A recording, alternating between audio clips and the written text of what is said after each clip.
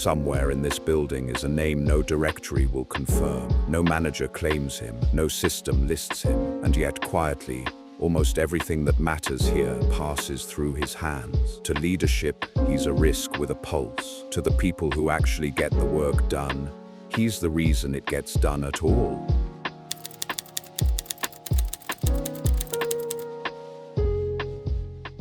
Check, check, pivot, 1, 2, 3, pivot table. Okay, can you hear me? Good? Okay. How do I look? Let's begin with something easy. What is your role here? That depends on who's asking and what year it is. Officially, on paper. Well, on paper, I'm a bit of a rounding error. There's a reorg a few years back, and I sort of fell off the org chart. I never really raised my hand to see if anyone could fix it. But you still show up every day, and the direct deposit still lands. I've made peace with not investigating that too closely. It started, the way most of these stories do, with something broken that no one else would touch. Years ago, ordering anything around here was a small act of despair. Layers of screens and approvals and workarounds really got in the way of everything, so one afternoon I just put together a little workbook, a patch, if you will. And honestly, I only meant for it to be temporary. And today? Well, that little workbook now is running the entire procurement department, all the purchasing through the entire company. So what started off as a little side project just turned into the exact glue that's holding this whole thing together. That sounds like it shouldn't be allowed. Allowed is a strong word. I prefer to say that no one's written down the official process. There's a quiet pull in wanting to be the one thing that can't be removed. In Chaz, that instinct found a home. You could write it all down, maybe train a successor. Why haven't you? Because the second I explain how it works, someone higher up in corporate's gonna decide to modernize the whole thing, put it in a new technology tool, and that usually means that things are gonna get more complicated, things aren't gonna work the way they should. There's one tab with a person's name on it, and I've been warned not to touch it. Who was that? If I'm being honest, I have no idea. It's a name that existed before my time. The name just kind of came with the file that I inherited. So why keep it? Well, because one time someone tried to clean it out, someone tried to update it, mess with the formulas, and then it just stopped working. And what was working perfectly fine before suddenly just stopped, and the whole process came to a grinding halt. So we learned quickly not to touch that. None of it was ever documented. It lives in exactly one location, behind his eyes. Auditors have a chillier phrase for that arrangement. They call it a single point of failure. He prefers to think of it as tenure. Look, corporate spent millions of dollars on this shiny new cool technology that was allegedly cool. I don't think it was cool, but they thought it was cool. And they got rid of the people, they knew how the systems work, and then they rented back that knowledge from some outside consultants with matching vests and, big Harvard MBAs. And, they just got rid of the people that knew how this all worked. And so someone had to hold it all together, and turns out that someone is me, yours truly. A company can live with a shadow system for years. What it struggles with is the moment it has to admit out loud how much it needs one. Now, the auditors put a spotlight on you. Concentrated knowledge, no backup, no paper trail. How did leadership respond to this? Well, finance, the CFO actually pulled me into a room, this big boardroom. It's very intimidating, very serious, very stuffy. They called me in and told me that they need everything documented and backed up and all the stuff out of my head onto the new system. And they wanted it all done by the end of the quarter, but they didn't really fully understand how much complexity was lying in those spreadsheets and all the stuff I've got right here in my head. And how did that meeting go? Well, I just walked him through a few scenarios, tried to explain to him the things I do every day that hold this place together.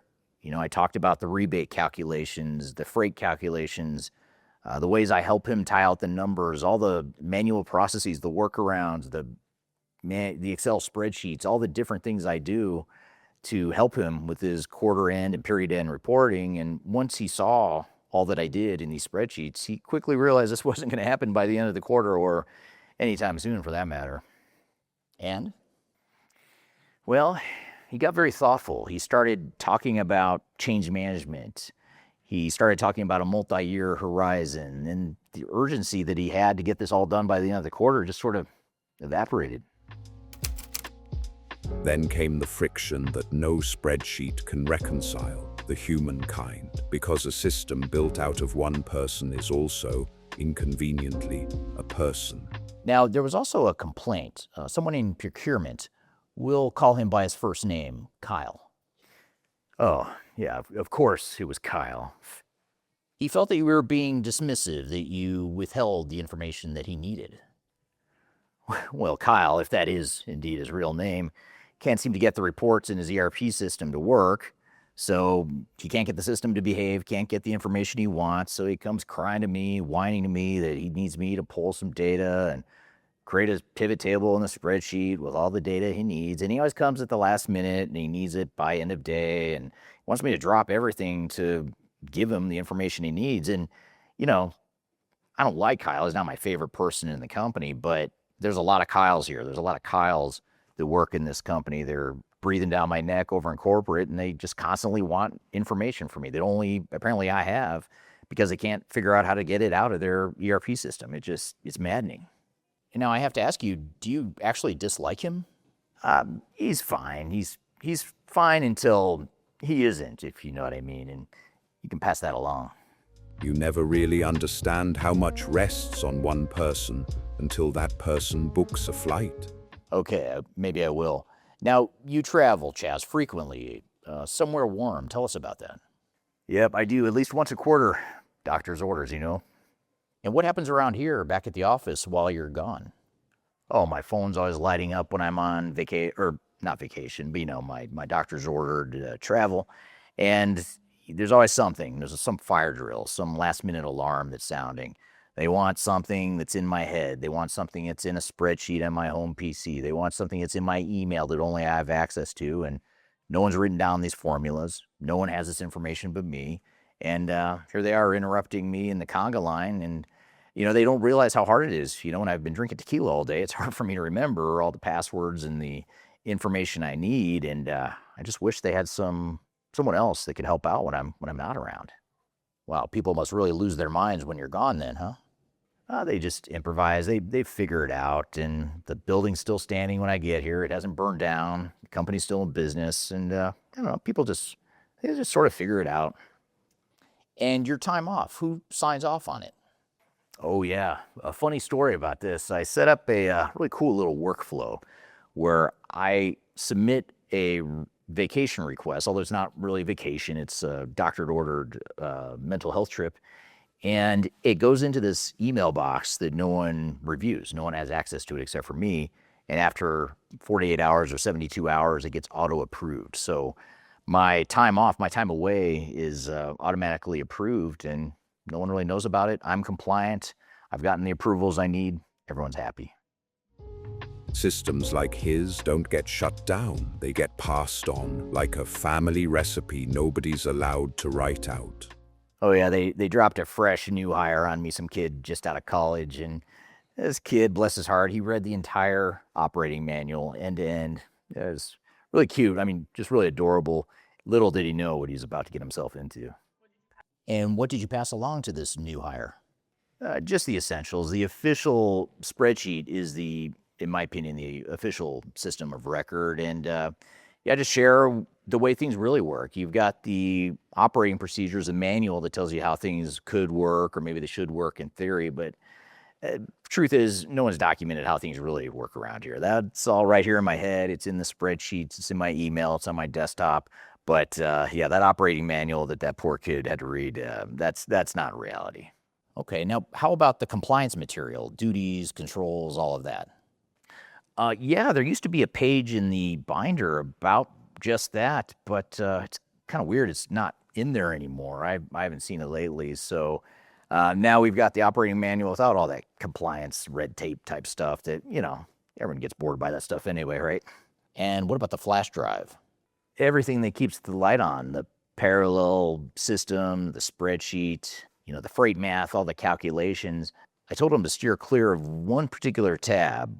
He's not quite ready for that. He's nowhere close to being ready to hear the truth about that.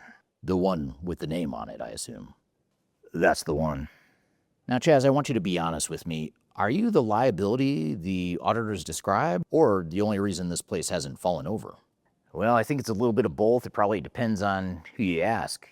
Corporate put in this new system, but it doesn't reflect how the operation really works. No one really took the time to understand how us frontline people really do our jobs day to day. So I'm just filling the void. I'm filling the gap between what the system was meant to do and what the operations needs. And if I were to go away tomorrow, that space would still exist. Someone would have to fill that void. So I suppose you could say, if spreadsheet guy left today, tomorrow there would just be another spreadsheet guy to take my place.